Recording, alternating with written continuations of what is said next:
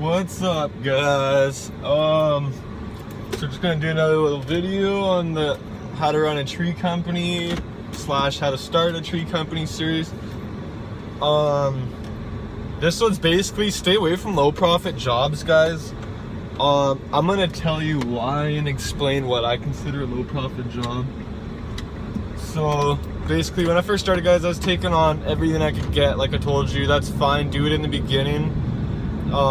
I was doing super small jobs, guys. I do like $100, $150 trim jobs and stuff. Some of them were even like 85 bucks. Yeah, they were only a couple hours, guys. You're making 185 to 150 bucks around that area. That's what I'm talking about. Low profit, guys. Even 200 sometimes. I don't like to go anything less than 300 anymore these days, guys. And that's got to be in and out, and I like to get a few lined up for one day.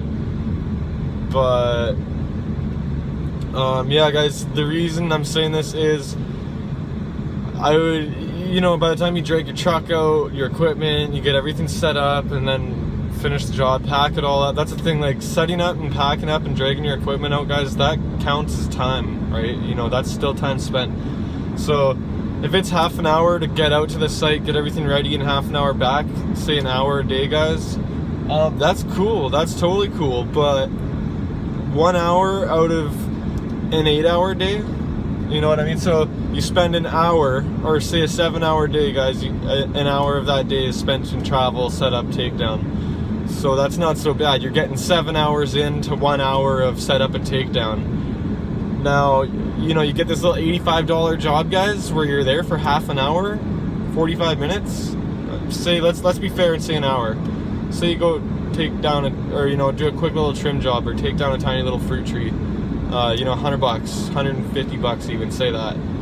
Well, now you just, that's a whole hour you guys just wasted worth of setup, takedown, and all that equipment time for a lousy $100, guys. And then now that's taken up a good portion of that day. Where if somebody calls now, you're probably not going to want to book them till the next day. Small jobs, all right, if you can try and get a few booked in one day, guys. Even then, it's a headache. You're running from property to property, wasting fuel, wasting labor costs, wasting time, all for at the end of the day, not much money at all. You'll be lucky if you go home with $100 profit. Anyway, guys, the whole point is those low profit jobs, they're exactly what the title says. They're low profit. They're you're not going to be banking off that time spent during those days. So anyway, guys, that's going to book your schedule right full. And here's my story. I'm going to tell you, I let you guys know I would tell you my story and how I learned my lesson on this. So basically, when I first started, guys, I was doing those, which is fine. I encourage that, but I let it go too far. I literally got so pumped on how much business I was getting, I started just booking. And guys, before I knew it, I had myself backlogged 5 weeks. And this is when I was just getting all the small ones, guys, before I really got into climbing and taking down, the really big trees that are worth upwards of $1,000, $2,000 and stuff, guys. So anyway, here I am. Booked fucking solid, guys, for 5 goddamn weeks on these tiny little pitty $85 to $150, $200 days. It was horrible, guys. I was working every goddamn day and pulling in money constantly, but I was working every day, guys, 5 weeks straight. And here's the worst part. This is where we're gonna get to. It's not such a big deal that I was working 5 weeks straight. This is where it became a problem, guys. So about 2 weeks into this, I'm still backlogged, a solid 3 weeks, guys, which is a lot of time. That's a lot of big jobs you can get done in 3 weeks. And I got all my climbing gears came in now. I got totally ready for the big jobs, guys. All my equipment's acquired. My insurance is all gone through now. And I now am quoting properties for upwards of $1,000. And I'm sitting there telling them, I'm sorry, I can't get you in for 3 weeks. And you know what, guys?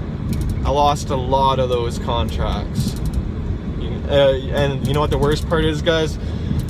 Losing $1,000 2-day contract to go piss around with a bunch of small trim jobs and essentially make $400 in 2 or 3 days when I could have gone and took down $1,000 tree in 2 days, guys. I went and made $400 in 2 or 3 days. It's not worth it, guys. Don't overbook yourself. I mean, those jobs are fine, like I said. Use those jobs when you're getting started. If you're having a slow week, guys, that's fine. Fill your week in a little bit with them, but don't get ahead of yourself. If say you're having a slow week and you're a little bit panicky, I suggest not to panic either, guys. It doesn't make anything get better. It just makes you not think clearly and make stupid decisions. But anyway, guys, yeah, I just wanted to tell you, if you know, say you have a bit of a slow week and you get a little panicky and you're like, oh man, I should probably book in some small jobs. That's fine, dude. That's fine, dude. I expect you to do that. You're in a little bit of panic mode and you're like, all right, you know, the bank account's dwindling. I haven't got any huge tree removals lined up this week.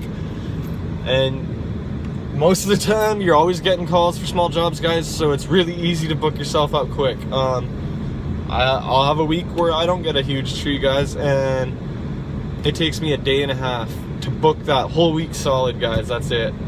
And that's in 1 day or 2 days, you know. Yeah, like I said, day and a half. But anyway, guys, so that's in a day and a half. So imagine if you're sitting there in panic mode all week, just booking all these tiny little jobs. Well, before you know it, you're gonna be backlogged, backbooked 2, 3, if you go crazy enough, guys, even 4 weeks, a whole month.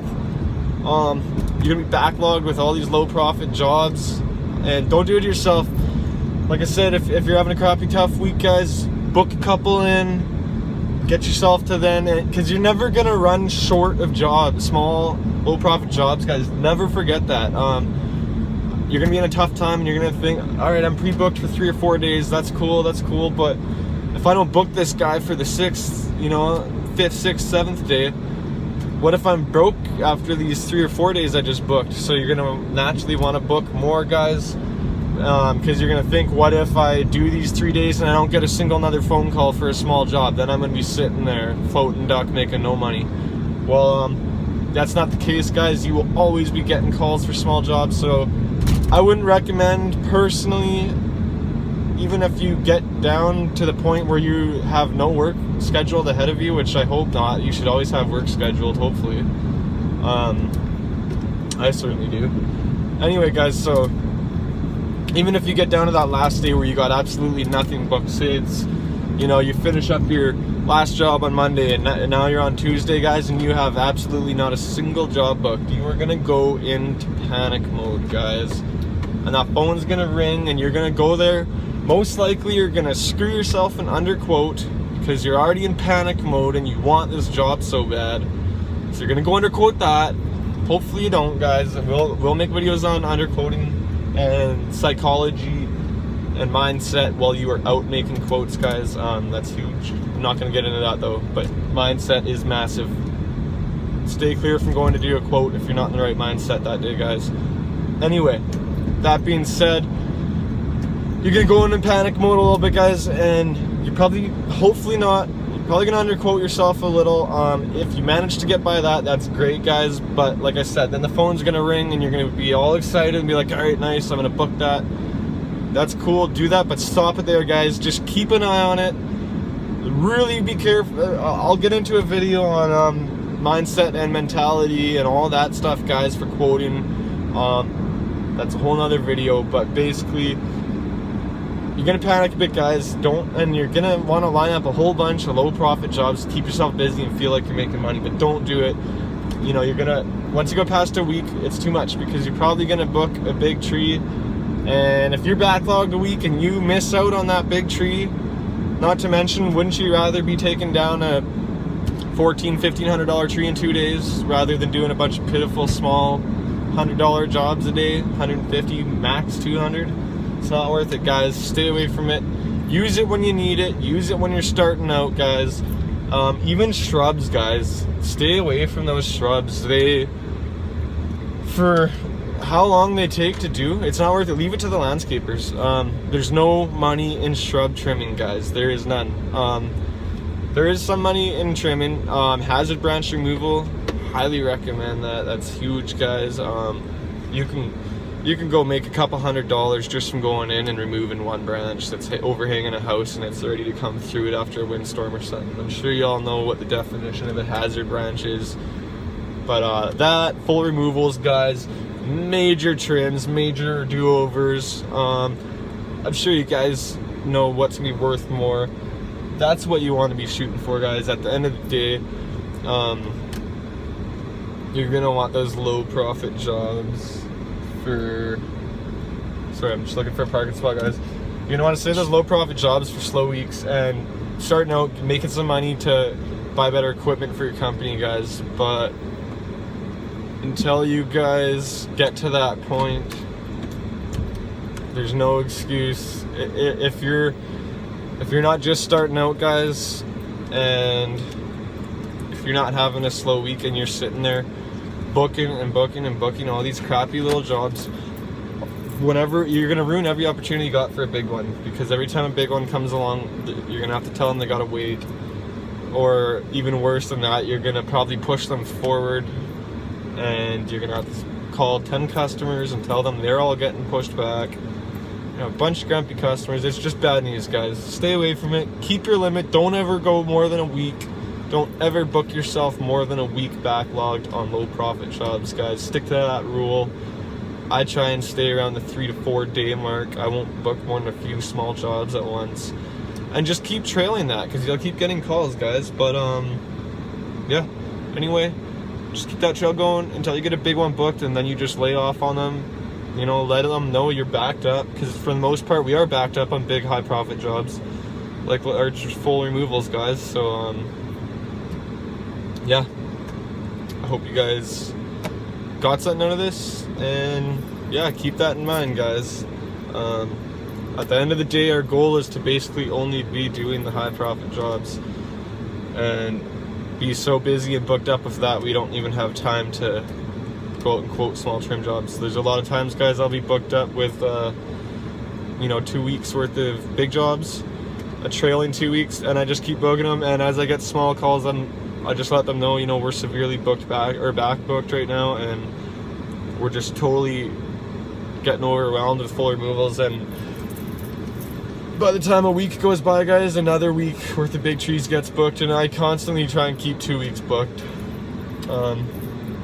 And then, you know, if there's anything beyond that, we usually just keep them on phone call, and we'll book them in further, but they'll be able to get called and slotted in earlier if somebody ends up canceling a tree or whatever, guys.